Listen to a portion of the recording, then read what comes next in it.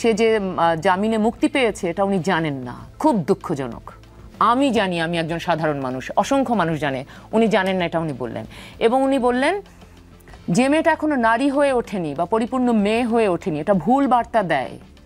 তখন বোঝা যায় যে একজন মেয়ে হয়ে উঠলে বা পরিপূর্ণ নারী হয়ে উঠলে তাকে কি ধর্ষণ করা যায়। আমি জানি উনি এটা মিন করে বলেননি, কিন্তু যারা দায়িত্বশীল জায়গায় আছেন তাদেরও শব্দ চয়নে বা খুব ঠিকঠাক কথা বলতে হবে, আদারওয়াইজ ভুল বার্তা চলে যাবে। এবং সেটা এত দেরিতে এসে উনি দিলেন। অসংখ্য ঘটনা ঘটেছে, বাসের মধ্যে ধর্ষণ হয়েছে, সেটার হচ্ছে জামিনে আবার সেই বাস চালকরা মুক্তিও পেয়ে গেছে। সো এইগুলো আসলে একদিনের ফল না, এটা দীর্ঘদিনের ফল। কাজে আজকে এটা এসে ওনারা বলেছেন, বোধোদয় হয়েছে, আমরা আশা করছি ওনারা যেটা বলেছেন সেটা করে দেখাবেন, এটা শুধু কাগজে লেখা থাকবে না। জি, মানসুরা আলম, ঢাকা বিশ্ববিদ্যালয় ছাত্রী হেনস্থার বিষয়ে সাংবাদিকদের প্রশ্নের জবাবে আইন উপদেষ্টা বলেছেন এই ঘটনায় তাকে চাপ দিয়ে মামলা প্রত্যাহার করা হয়েছে কিনা সেটি খতিয়ে দেখা হবে, সেটা আজকে বলেছেন। যেদিন মামলা প্রত্যাহার করানো হয় সেদিন সেই যৌন নিপীড়ক জামিন পেয়েছিল। আইন উপদেষ্টা বললেন খতিয়ে দেখবেন, অথচ সেই ছাত্রী যমুনা টেলিভিশনকে নিজে বলেছেন তিনি নিরাপদ বোধ করছেন না বলেই মামলা তুলে নিয়েছেন।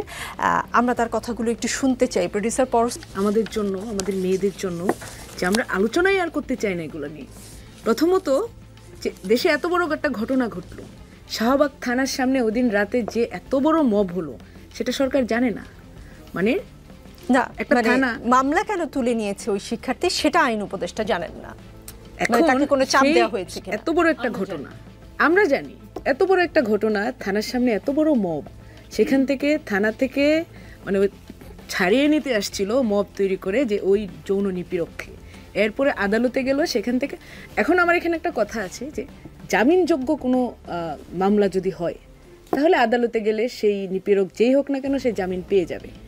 এখন আপনার দেখতে হবে যখন একজন ভিকটিম থানায় যায়, বিশ্ববিদ্যালয় প্রশাসন তাকে নিয়ে গিয়েছে সেখানে, থানায় যায়, তো তারও সেই সবসময় একজন মানুষ, সাধারণ মানুষ তো আইনের গেরাকল বুঝবে না, তাকেও সেই কোন আইনে মামলা দেওয়া হচ্ছে, কিভাবে হচ্ছে, থানার বা বিশ্ববিদ্যালয় প্রশাসন নিজেই তো গার্ডিয়ান ছিল এখানে, তো তাদেরও সেখানে দিক নির্দেশনা দরকার ছিল। তো সবার পক্ষ থেকে সেটা ছিল একটা অবহেলা। ইনফ্যাক্ট এই যৌন নিপীড়নকারী আজকে সাসপেন্ডেড হয়েছে।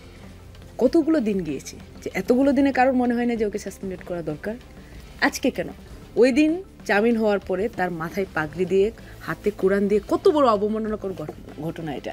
এটা তো ধর্মীয় দৃষ্টিতে অবমাননাকর যে একজন নিপীড়ককে এইভাবে ফুলের মালা দিয়ে তারা নিয়ে আসছে।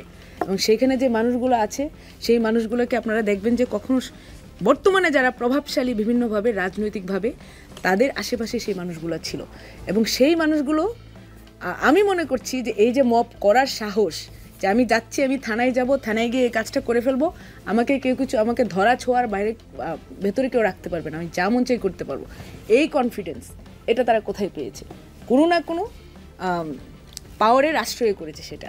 এবং সেই যে ঘটনা, সেই এত বড়, মানে আমরা সোশ্যাল মিডিয়ায় প্রতিবাদ করেছি, সব নারীরা আমরা প্রতিবাদ করেছি যে এটা কী ঘটনা ঘটলো।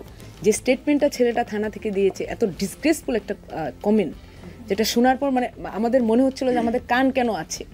তো সেই ধরনের কমেন্ট শোনার পর এখানে একটা ইমপ্লাইড প্রেশার ছিল যাতে সেই মামলাটা প্রত্যাহার করে নেয়। তো এই যে এই ধরনের ঘটনা ঘটছে, সেটা সারা দেশ জুড়ে ছেয়ে আছে, মেয়েরা প্রতিবাদ করছে, সবাই প্রতিবাদ করছে, কিন্তু আমাদের আইন উপদেষ্টা জানেন না।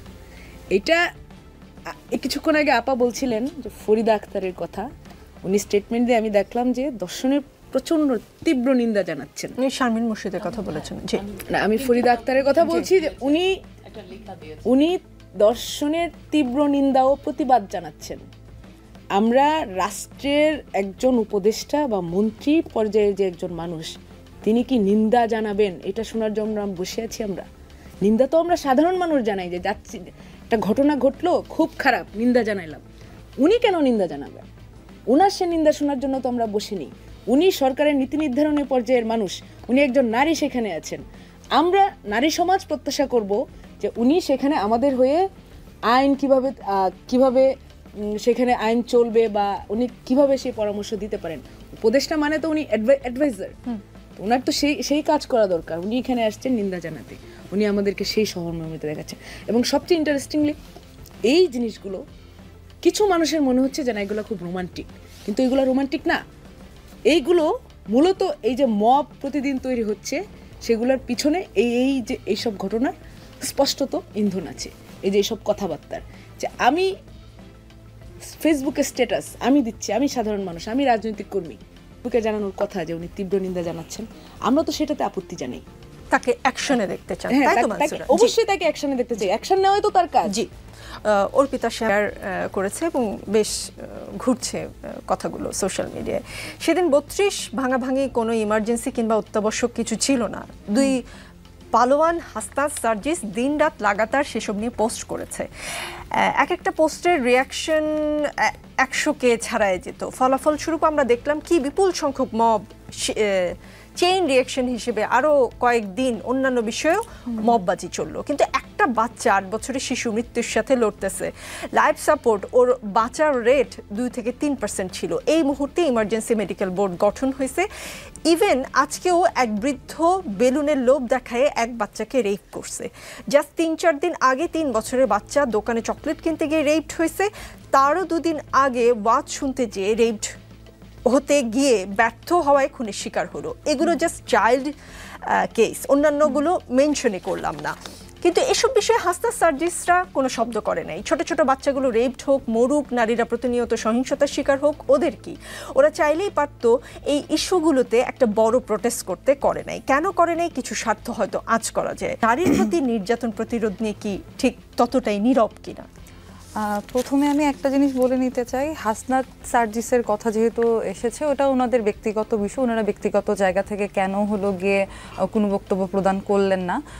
আমি যদি জাতীয় নাগরিক পার্টির কথা বলি, আমরা জাতীয় নাগরিক পার্টি থেকে 2-3 দিন আগে আমাদের একটা প্রেস রিলিজ গিয়েছে এবং হলো গিয়ে কালকে একটা বিক্ষোভ সমাবেশও হয়েছে।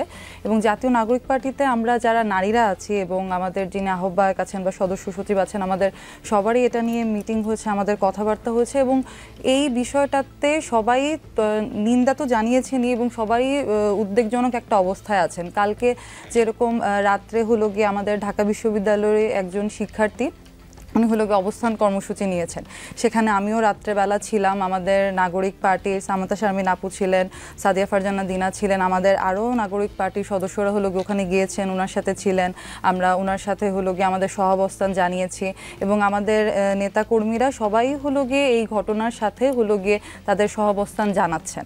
আমরা নাগরিক পার্টি অবশ্যই নারীদের যে নিরাপত্তার যে জায়গাটা, সেটা যে নিরাপত্তাহীনতায় নারীরা ভুগছেন সেটা আমরা উপলব্ধি করতে পারছি এবং আমরা এই ব্যাপারে একদমই হলো গিয়ে নিন্দা তো জানাই। আমরা এরকম না যে নাগরিক পার্টি এই ব্যাপারে কথা বলছে না বা এই ব্যাপারে তারা চিন্তা করছে না। অর্পিতা শ্যামা, আপনাদের আহ্বায়ক যেটা বলেছেন যে দেশের আইন শৃঙ্খলা পরিস্থিতির এই অবস্থায় নির্বাচন কি করে সম্ভব, এই ধরনের একটা ইঙ্গিত তিনি দিয়েছেন। নির্বাচন ভাবে কি আপনারা এই ধরনের ঘটনা হলে একটু অন্য ঘটনার চেয়ে নির্বাচন এগিয়ে আসলে যতটা প্রতিরোধী হন, কিন্তু এই ধরনের ঘটনা আইন শৃঙ্খলা ভায়োলেন্স হচ্ছে বা নারী নির্যাতন হচ্ছে, সেসব জায়গায় আপনাদের ভয়েসটা তত বেশি শক্ত হয় না, কারণ নির্বাচনটা পেছালে আপনাদের সুবিধা। সেই কারণে আমি ব্যক্তিগতভাবে একদমই এরকম মনে করছি না যে হলো গিয়ে নির্বাচনের সাথে এটার হলো গিয়ে কোনো সম্পর্ক আছে, কারণ নির্বাচন একটা ডিফারেন্ট বিষয়। আর এখানে হলো গিয়ে একটা মেয়ের ধর্ষণ হয়েছে, যেখানে একটা মেয়ে হলো গিয়ে, আমি যদি আসিয়ার ঘটনাটাকে নিয়ে আসি, সে তার হলো গিয়ে বাসায় নিরাপদ না। তারপরে হলো গিয়ে চট্টগ্রামেও হলো গিয়ে একটা ঘটনা ঘটেছে যেখানে মহিলা ওনার স্বামীর সাথে ছিলেন এবং ওনাকে ধর্ষণ করে তারপর ওনার জিহ্বা কেটে দিয়ে রাস্তায় ফেলে রেখে যাওয়া হয়েছে। তো এই ব্যাপারটার সাথে একদমই নির্বাচনের ব্যাপারটা আসলে আসে না। উনি আমাদের আহ্বায়ক যে বিষয়টা বলেছেন, আইন শৃঙ্খলা পরিস্থিতির যে অবনতি হচ্ছে, যে সংস্কারের ব্যাপারটার সাথে নির্বাচনের যে মানে এই সংস্কারটা না করে নির্বাচনটা না করার কথা বলেছেন, কিন্তু মানে এটা হলো গিয়ে এই নারীদের এই নিরাপত্তার বিষয়টাকে আমরা যদি নির্বাচনের সাথে জড়িয়ে ফেলি তাহলে এটা একদমই হয় না এবং আমরা এটাকে জড়াচ্ছিও না। জড়াচ্ছেন না। কোনো সমাবেশেই নারী বিদ্বেষী কথা বলা না যায় এমন একটা আইন করতে, এই আইডিয়াটা কেমন মনে হচ্ছে আপনার? ভীষণ। এটা সবার আগে বোধহয় অন্যান্য অনেক কর্মকাণ্ড